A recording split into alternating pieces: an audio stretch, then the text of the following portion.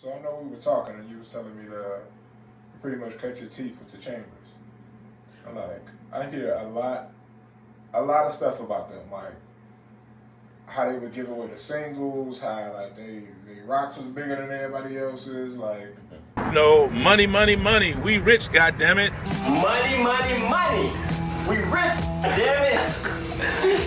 It's all the evidence they need to see now in Jackson. $150,000 cash. And had the clothes basket with the money there and say, what are we gonna do with all this money? That was Jack talking, and that was Marlow behind the camera said we'll give to the poor. Was any of that true, or is that just like street legend? No, that was true.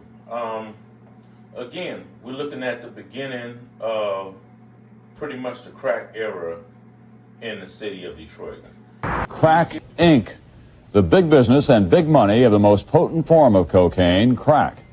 Crack is a plague of the inner cities in this country, and that's been especially true in Detroit. You still had crack, but the crack was different then, and it was much smaller. The crack was much smaller because it was much stronger.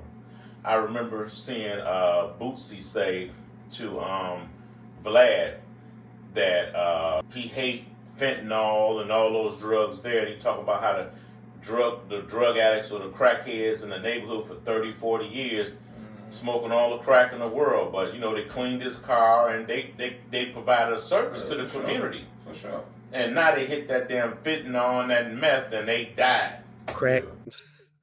I'm promoting it. You're promoting Fuck that. Fentanyl killing all the junkies who been junkies. I'm talking, it's killing the junkies who been junkies for forever. Yes. Soon as they hit it, they dead. Right. Crackhead, this nigga shoot threes, this nigga shoot basketball, this nigga run 100 miles, this nigga get sane, this nigga fix your car motor, been doing this for 20 years. This motherfucker still running around the neighborhood. When have you ever heard crackheads hitting the pipe and dying the first time? Never. Never. This fentanyl shit is different. I would much rather crack. And they gone. And he was hurt about it, and I understand. Because in every hood, you have certain people that abuse drugs that you know. You grew up knowing. You've seen all your life. And in some facets, they become part of your family. And you look forward to seeing them come.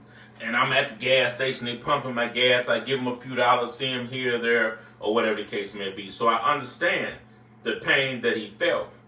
But back in those days, you could pass out or have help or heart palpitations off of crack because it was that strong then. And I don't know exactly how Bootsy was. Maybe he don't know that era. But needless to say, when the Chambers came along, what they did that was so unique is they started cutting their rocks bigger. And you couldn't get no $5 crack at that point. And within my humble opinion, Little Caesars up here in Detroit, the pieces was $10 or more. They changed the price of the piece, and within my opinion, that's how you got $5 pieces. Yeah, they make your money. Because I believe it was from the crack era. At that time, your packs of cigarettes were costing $1.25, and then some cigarettes packs of cigarettes you get for less than $1. When the crack epidemic came big and $5 rocks came out, you started slowly seeing, not even slowly, probably within a year and a half, not even 2 years. You had packs of cigarettes, almost $5, in some cases $5, $6 for a pack of cigarettes. So the crack epidemic had a big effect on the city and I think across the nation. But what made the Chambers so unique, because I worked for Marlow Chambers. Marlow Chambers, which is Larry Chambers, told us to stay away from BJ because he always said that BJ and his crew was hot and they gonna get picked up. But the formula that they had, because guys would come over and buy the rocks from some of our joints, which were media called crack houses, they would buy rocks and they would cut them and resell them. But the formula was this. I'm about to give you the secret sauce that nobody ever knew. This is the first time I seen Pyrex pots. Marlow was sit and cook in Pyrex pots, and he showed me how to cook. I won't get into that part there for some of you damn knuckleheads out there that want to take it and do something crazy. But anyway, that was straight drop. You boys whipping and whatever you're doing out here now. The main house was right on, they just call it Sunrise Apartments. Right there on Outer Drive and 7 Mile, just across the railroad tracks. We were right off in there, and that's where he cooked at. He had cut-up girls, but I used to be there with one of the cut-up girls, cutting up just like the rest of them. He put a whole lot of razor blades in the middle of the table. He break a brick or two up, set it there. You grab a chunk and you start cutting. And there was a scale there. Everybody had a triple beam scale in front of them. And what would happen is this. Your job was, and he would tell you what the weight was. He'd tell you 11.5 or 12.5 grams. Your job was to cut a $500 sack out of 11.5 or 12.5 grams, depending on what he's telling you. You would take the $500 worth of crack in nickels, you would put it on a scale, you would weigh it. If it was over, because he would already have it set, if it was over, you had to take it down and start shaving them until you got the weight down. Then you would put it back, and whenever it weighed between whatever he told you, you would bag that up in a sandwich bag, tie it off, and then cut the top part off. He would come along, and he would take each pickup and drop off, or lieutenant had a toolbox. And that toolbox had a combination lock on it. And he would put whatever amount of crack in their toolbox. And each drop-off would have a toolbox. When he come in, the drop-off come in, they would open a toolbox, take out however many sacks for the spots that were out, and put their proceeds inside of the toolbox and put the lock back on it.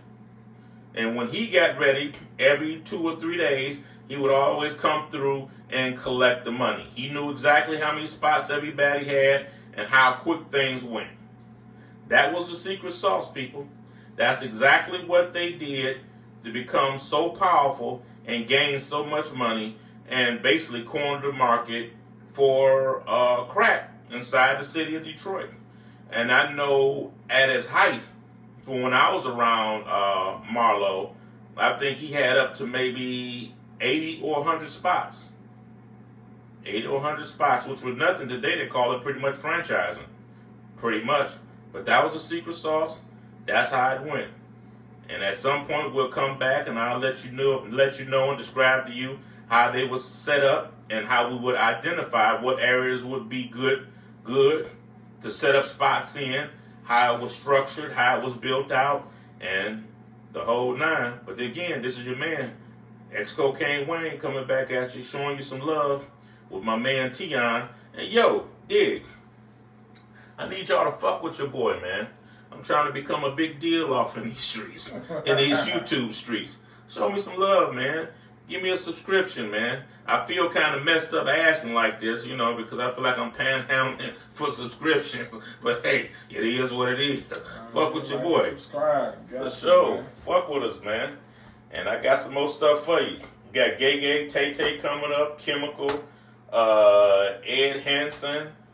You know, and we got a lot of people that's going to be coming on, interviewing, man, give us some different perspective, and not so much of the old stuff. We had another guard of hustlers that came along that most of y'all don't know nothing about.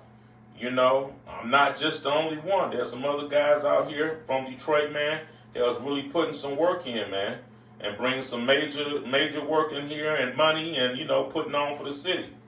So that's what's up.